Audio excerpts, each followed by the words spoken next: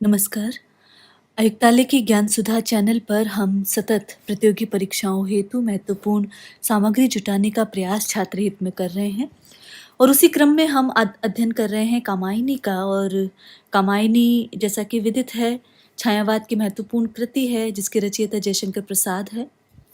कामायनी के 15 सर्ग हैं और इन 15 सर्गों में से कुछ सर्ग राष्ट्रीय पात्रता परीक्षा नेट, सेट, जेआरएफ और साथ ही असिस्टेंट प्रोफेसर भर्ती परीक्षा हिंदी के पाठ्यक्रम में भी समावेशित हैं। उसी क्रम में हम ईड़ा सर्ग का सतत तथ्यात्मक और व्याख्यात्मक अध्ययन यहाँ छात्र हित में प्रस्तुत कर रहे हैं। ईड़ा सर्ग में हमने अब तक देखा कि मनु सारस्वत प्रदेश में आए हैं, उस सारस्वत प्रदेश में जो कि निर्जन है, जो कि उजड़ा हुआ है। मनु श्रद्धा विहीन होकर आए हैं और प्रकारांतर से जयशंकर प्रसाद यहाँ पर यह भी संदेश दे रहे हैं कि श्रद्धा विहीन मनुष्य किस प्रकार मानवीय चेष्टाओं से दूर हो जाता है, किस प्रकार उसके जीवन से सुख का विलोप हो जाता है और किस प्रकार वो मनुष्य निरंतर केवल और केवल भौतिक लालसाओं की दौड़ में घूमता रहता है। तो यहाँ पर श्रद्धा विहीन होकर मनु को काम की प्रतिध्वनि सुनाई देती है, काम का शाप यहाँ पर सुनाई देता है और मनु जिन्हें श्रद्धा के माध्यम से सृष्टि का रचाव करना था, वो केवल उसके वासनात्मक पक्ष पर टिक कर रह गए। तो इसीलिए काम का शाप यहाँ पर स्पष्ट मनु को सुनाई देता है। हम ईड़ा सर्ग का अध्ययन कर रहे हैं और ईड़ा सर्ग का अध्ययन करते हुए हमने कुछ पदों का अध्ययन हम कर चुके हैं और यहाँ पर आगे जिन पदों का अध्ययन कर रहे हैं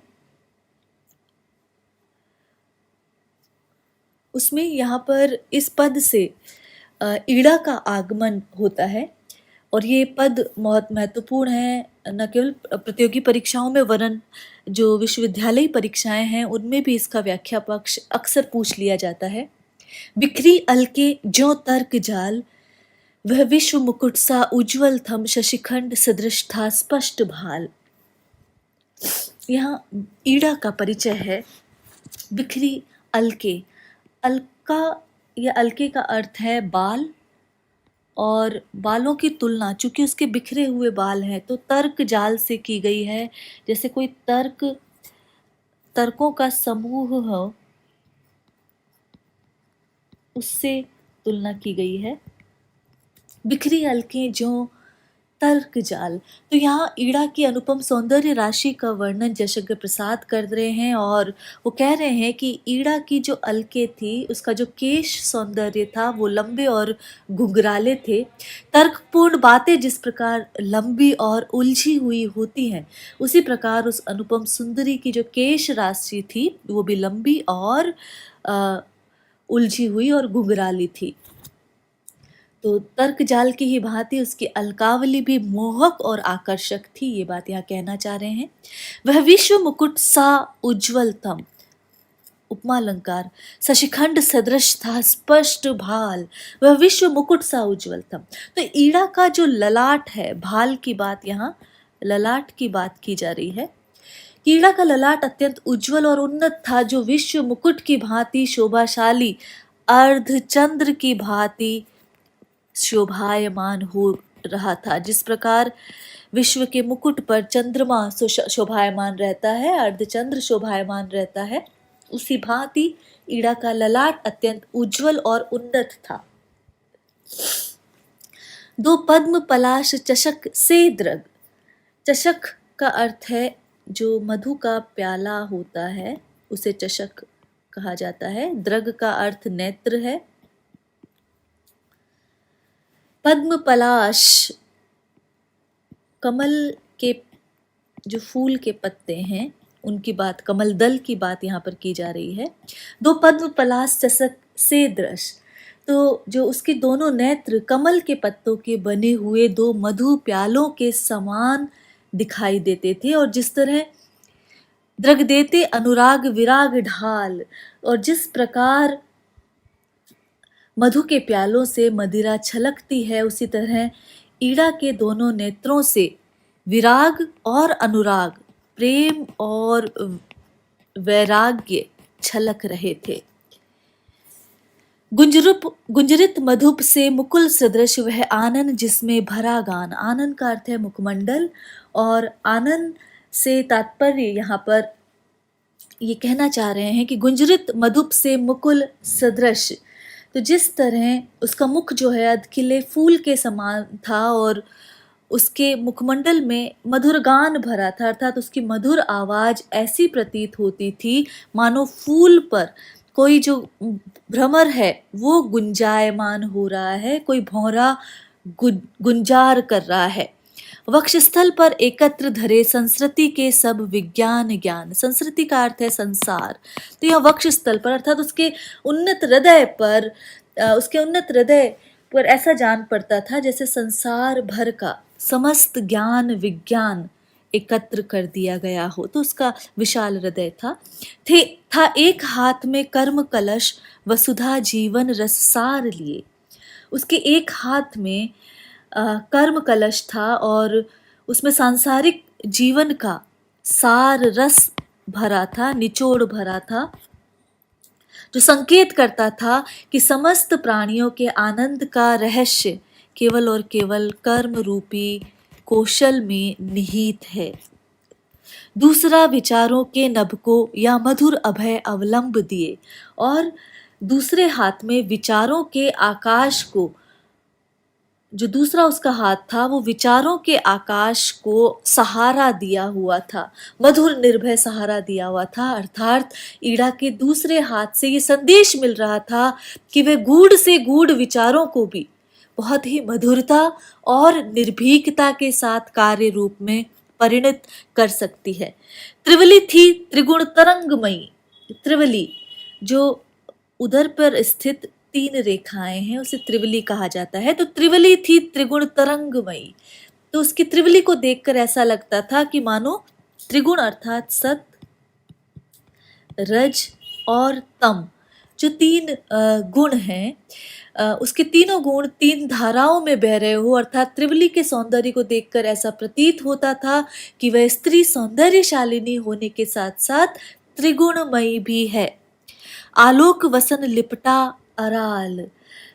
अराल का तात्पर्य यहाँ टेढ़ा, तिरछा, जो वक्र हो वो अराल है।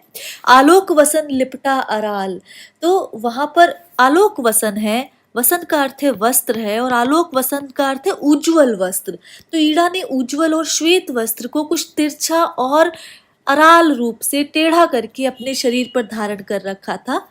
चरणों में थी गति भरी ताल, तो उसके चरण इस प्रकार नपे तुले उठते थे मानो वे ताल के अनुसार बढ़ रहे हों। तो यहाँ पर ईड़ा का अनुपम सौंदर्य का वर्णन हुआ है। तर्कजाल की भांति उसकी अलकावली बताई है, उसका भाल शोभामयी अर्धचंद्र सा शोभामयी बताया है, उसको दोनों नेत्र कमल के पत्तों के बने हुए मधुर प्यालों के समान जिनमें अनुराग और विराग, प्रेम और वैराग्य हो, उसका मुख अधखिले फूल के समान, और उसकी वाणी उस प्रकार मधुर बताई गई है मानो फूल पर कोई भौरा, मधुप अर्थात भौरा कोई गुंजायमान हो रहा है। उसका हृदय विशाल हृदय जान पड़ता था जिस पर संस्कृति संसार के समूचे विज्ञान और ज्ञान धरे हुए प्रतीत होते थे। उसके एक हाथ में कर्म कलश था, जो इस धरती पर जीवन रस का जो सार तत्व है कि कर्म कौशल से ही जीवन मुक्ति संभव है, ये देता हुआ वो कर्म कलश प्रतीत हो रहा था। और दूसरा हाथ विचारों के आकाश को मधुर निर्भय सहारा दिया हुआ था, जो कि बता रहा था कि गूढ़ विचारों को भी मधुरता और निर्भीकता के साथ वो परिणत कर सकती है। उसकी त्रिवली त्रिगुण तरंगमयी थी और उसने शुभ्र वस्त्र धारण कर रखे थे। उसके चरणों में गति भरी ताल थी, अर्थात वे ताल के अनुसार बढ़ते हुए से प्रतीत हो रहे थे।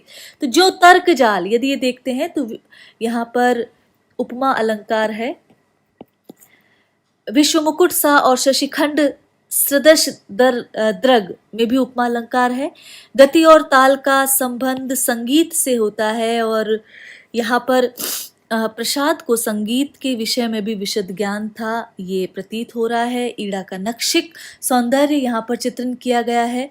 कवि जयशंकर प्रसाद कामायनी में ईड़ा को बुद्धि का प्रतीक मानते हैं और उसके रूप में वह ऐसी नारी का चित्रण करते हैं जो बौद्धिक उन्नति की प्रेरक शक्ति की प्रतीक होने के साथ साथ विज्ञान की भी प्रवर्तक है।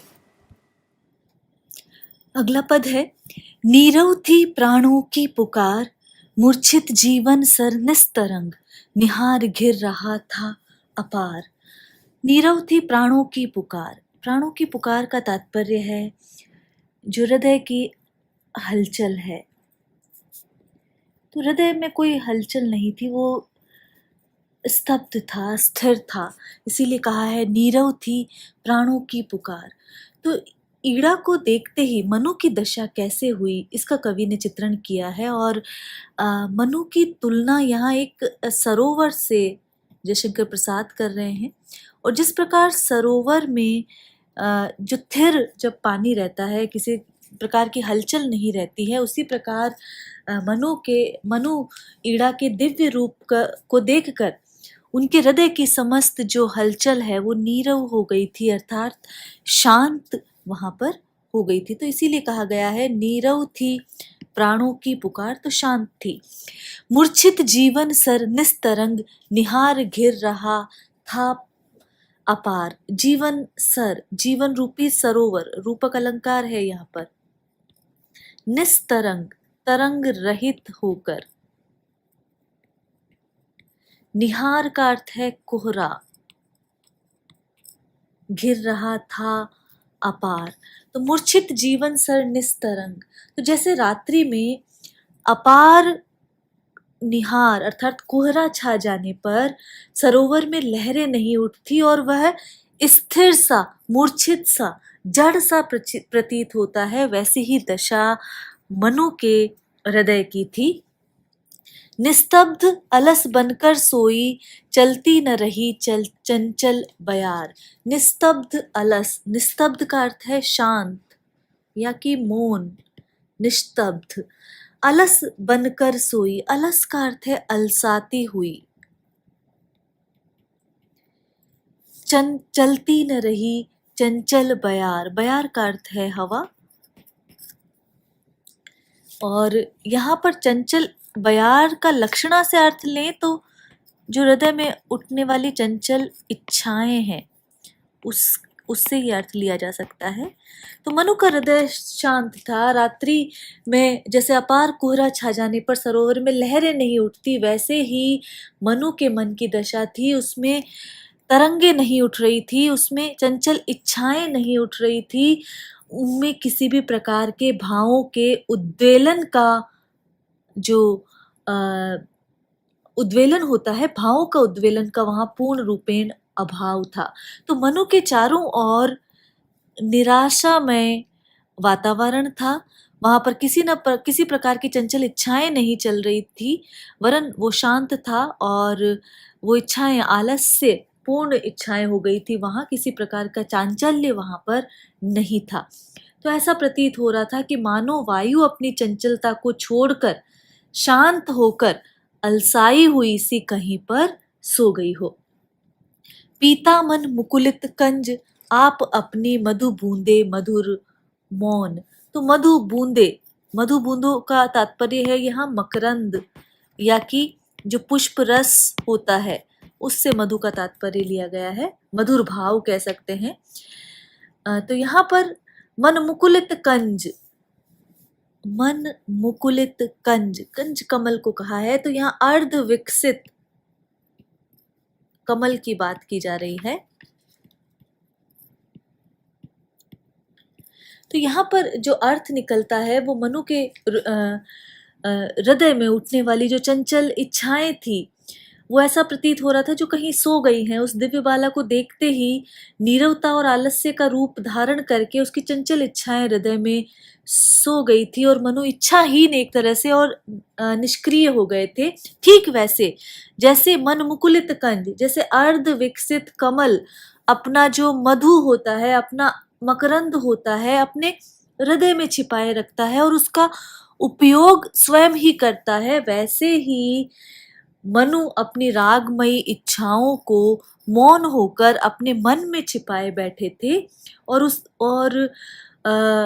उसका जो पान है वो स्वयं कर रहे थे, अर्थात उनका उनका मन जो है अपनी ही मधुर भावनाओं में लीन हो गया था। निस्वन दिगंत में रहे रुद्ध सहसा बोले मनु अरे कौन। तो मधुर मौन निस्वन दिगंत अर्थात ध्वनित प्राची दिशा जहां पर अभी भी मौन छाया हुआ था। तो यहाँ यदि रुद्ध का अर्थ है रुकना, रुकावट से, निस्वन दिगंत में रहे रुद्ध, तो यहाँ पर ये कहा जा रहा है कि मधुर कलरव से भरी हुई उस प्राची दिशा में, निस्वन दिगंत तो कलरव से भरी हुई प्राची दिशा जहाँ सूर्योदय होता है, जहाँ वे दिव्य बाला प्रकट हुई थी, वहां पर अभी भी मौन छाया हुआ था। वो उस प्राची दिशा में अभी तक मौन छाया हुआ था, ये बात यहाँ पर कहना चाह रहे हैं। तो उस दिव्य बाला को उसी दिशा से आता देखकर मनु कुछ क्षण तो रुके रहे, मौन रहे, और फिर अचानक बोले अरे कौन। और फिर वो बोल दिए कि अरे यह कौन है। आलोकमयी स्मृति चेतना आई ये हेमवती छाया, कि क्या अपनी सुनहरी आभा फैलाती हुई आलोक के साथ हंसती हुई ये प्राणी मात्र में रहने वाली जो चैतन्यता होती है, जो चेतना होती है, क्या वही अपना साकार रूप धारण करके यहाँ पर आ गई है। हेमवती छाया जो हेम वर्ण की है, जो सुनहली छाया है, श्रद्धा के सौंदर्य से तुलना की गई है। इसीलिए क्या ये सुनहली छाया जो प्राची दिशा से उदित हुई है, प्रकाश के साथ आई है, उज्जवल है, क्या ये वही चेतना है जो सभी प्राणियों के हृदय में हंसती हुई सी रहती है, स्मित करती हुई सी रहती है, हंसती हुई सी रहती है। स्मित पढ़े इसे, स्मित चेतनता। तो वो जो हंसती हुई चेतनता की भावना है, जो कि सुनहरी आभा के रूप में रहती है, जो कि प्रकाश और ज्ञानमयी है, ज्ञान को धारण करके रहती है, ये अचानक ये कहाँ से आ गई है। तंद्रा के स्वप्न तिरोहित थे, बिखरी केवल उजली माया। तो उस समय ईड़ा को देखते ही मनु के जीवन में एक उजली माया, एक उजला प्रकाश वहां पर आ गया था। एक तरह से जो चेतना है वो मनु के जीवन में आ गई थी, और उनके जीवन का जो आलस्य था, तंद्रा थी, वो पूरी तरह दूर हो गई थी। वह स्पर्श दुलार पुलक से भर, बीते युग को उठता पुकार। तो रात बीतने पर जैसे नींद टूटती है और स्वप्न तिरोहित हो जाते हैं, चारों ओर प्रकाश छा जाता है, उसी प्रकार मनु की निराशा का अंत हो गया था और उनका मन आशा से उद्वेलित हो गया था। ईड़ा के दर्शन से मनु के मन में दुलार भाव उत्पन्न हो गया था, पुलक से वो भर गए थे, रोमांच उनमें हो आया था, और उस क्षण मनु को अपने उस अतीत बीते युग का स्मरण हो आया, उस युग का स्मरण हो आया जब वे श्रद्धा के साथ हिमालय की गुफा में रहते थे, और श्रद्धा के स्पर्श और उसके दुलार के कारण वो पुलकायमान रहते थे, पुलकित रहते थे। तो यहाँ पर उन्होंने अरे कौन प्रश्न कर लिया है ईड़ा से। उसके हेमवती छाया, उसके जो देह यष्टि, उसका सौंदर्य है, उससे भी वो प्रभावित हो गए हैं, और उसे देखकर, उससे पाकर उन्हें एक तरह से अपने जीवन के अतीत का स्मरण हो पाया है। तो यहाँ पर जब वो मनु प्रश्न कर रहे हैं कौन, तो यहाँ ईड़ा कह रही है प्रतिभा प्रसन्न मुख सहज खोल। तो वहां पर जब हृदय और ज्ञान का समन्वय उसमें बताया है, तो वहां पर वो कह रही है प्रतिभा प्रसन्न मुख, कि ईश्वर प्रदत्त जो असाधारण प्रतिभा है और उससे दैदीप्यमान मुख है, उसको वो सहज ही खुला, और उस मुंह को खोलकर वो बोली कि मैं हूं ईड़ा, कि मेरा नाम ईड़ा है, कहो तुम कौन यहाँ पर रहे डोल। लेकिन मैं तो यहाँ पर ईड़ा हूँ, इसी प्रदेश की स्वामिनी हूँ। लेकिन यह बताओ कि तुम कौन हो जो इस प्रदेश में घूम रहे हो। नासिका नुकीली के पतले पुट, फरक रहे कर स्मित अमोल। नासिका नासिका नुकीली, तो यहाँ पर स्मित का तात्पर्य तो हंसी है और अमोल का अर्थ है अमूल्य। तो यहाँ पर ईड़ा कह रही मेरा नाम ईड़ा है लेकिन तुम यहाँ कौन हो। तो जिस समय ईड़ा ने मनुष्य ये प्रश्न किया, उसकी जो नुकीली नासिका के सुकुमार जो पतले पुट है, जो नासा पुट है, वो फड़क रहे थे और उसके कोमल होठों पर जो अनुपम अमूल्य जो हंसी है वो छाई हुई थी। मनु मेरा नाम सुनो बाले, मैं विश्व पथिक सह रहा क्लेश। तो वहां मनु अपना परिचय दे रहे हैं। ईड़ा के प्रश्न को सुनकर मनु उत्तर दे रहे हैं कि हे बालिका सुनो, मेरा नाम मनु है और मैं इस विश्व का ऐसा पथिक हूं जो बहुत दिनों से कष्ट ही सहता चला आ रहा हूं। स्वागत, देख रहे हो तुम यह उजड़ा सारस्वत प्रदेश। तो ईड़ा यहाँ पर प्रत्युत्तर देती है कि हे पथिक, तो मैं तुम्हारा स्वागत करती हूँ। तुम्हारे सामने ये जो उजड़ा हुआ सारस्वत प्रदेश है, यही मेरा प्रदेश है। भौतिक हलचल से ये चंचल हो उठा देश ही था मेरा। तो ये देश सांसारिक उपद्रवों के कारण, भौतिक हलचल तो जो सांसारिक उपद्रव होते हैं उनके कारण ये जो मेरा देश है वो चंचल हो उठा था, अर्थात नष्ट भ्रष्ट हो चुका था। यह मेरा ही देश है।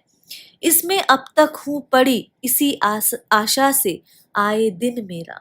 लेकिन मैं अभी तक इस उजड़े देश में इसी आशा से रुकी हुई हूँ, पड़ी हुई हूँ कि कभी तो मेरे भी अच्छे दिन आएंगे और ये उजड़ा हुआ प्रदेश फिर से मेरा हो जाएगा और धन धान्य संपन्न बन जाएगा। इस आशा में मैं यहाँ पर टिकी हुई हूँ। मैं तो आया हूँ, देवी बता दो जीवन का क्या सहज मोल, भव के भविष्य का द्वार खोल। तो मैं समृद्धशाली बनूं, फिर से ऐसी ईड़ा की कामना है। और यह सुनकर मनु उत्तर देते हैं कि हे देवी, ये बता दो, हे देवी, मेरे यहाँ आने का ये कारण है कि मैं इस जीवन का क्या सहज मोल है, क्या रहस्य है, ये जानना चाहता हूँ।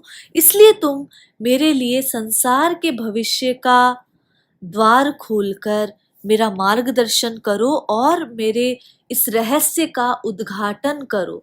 तो द्वार खोल का तात्पर्य है यहाँ पर रहस्य का उद्घाटन करो। तो यदि इस पूरे पद में देखते हैं तो ईड़ा को गौरवशालिनी बताया है, प्रतिभा संपन्न बताया है और चंचल उसे बताया है। जो प्रतिभा प्रसन्न मुख, नुकीली नासिका और फरकते नासा पुट की जब बात की जाती है तो इसके प्रतीक है। आए दिन मेरा, ये एक सुंदर मुहावरे का प्रयोग यहाँ पर कवि ने किया है।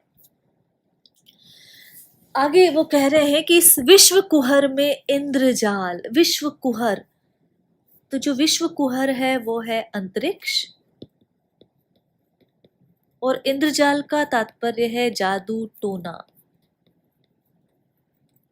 तो मनु ईड़ा से कहते हैं कि जिस शिव ने अंतरिक्ष में अपना जादू टोना फैलाकर बड़े बड़े नक्षत्र समूह, तारा समूह और बिजली की रचना की है, वही विनाश अत्यंत भयंकर लहरों के समान इस संसार में क्रीड़ा किया करता है। तो इस विश्व कुहर में इंद्रजाल जिसने रचकर फैलाया है, ग्रह तारा विद्युत नखत माल, सागर की भीषणतम तरंग सा खेल रहा वह महाकाल। तो वह महाकाल, वह शिव, वह परम सत्ता, तो वह महाकाल, वह शिव जो कि इस अंतरिक्ष में जादू टोना रचते हैं और उसी के माध्यम से ग्रह तारा विद्युत नक्षत्र और सागर में भी भीषणतम लहरें, ऊंची ऊंची लहरें उत्पन्न कर देते हैं और इस संसार में इस प्रकार क्रीड़ा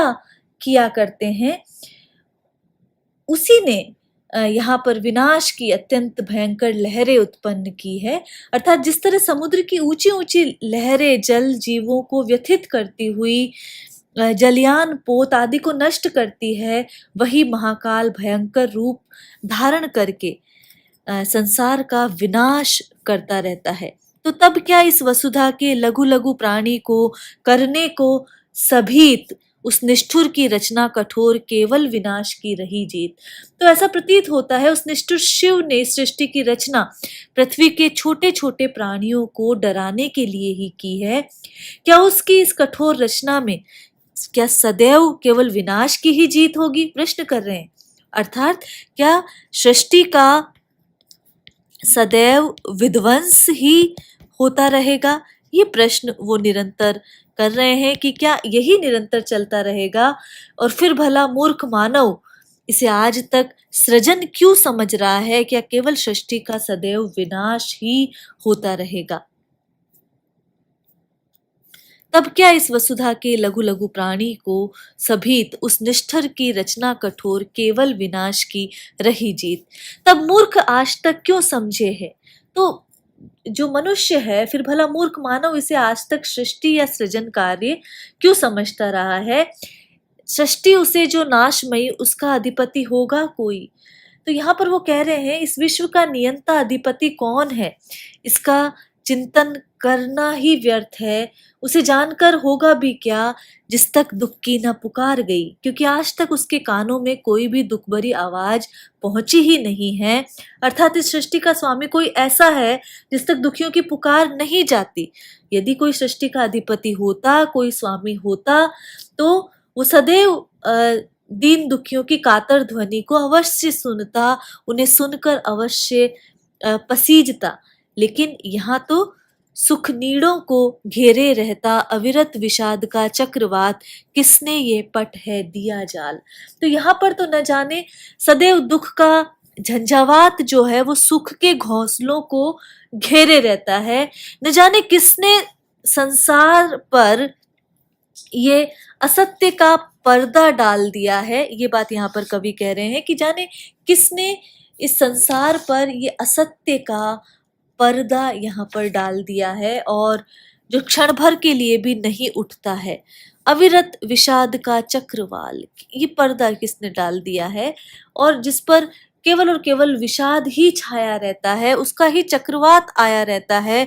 ऐसा पर्दा जाने किसने डाल दिया है। तो यहाँ पर शिव दर्शन का तत्व निहित दिखाई दे रहा है।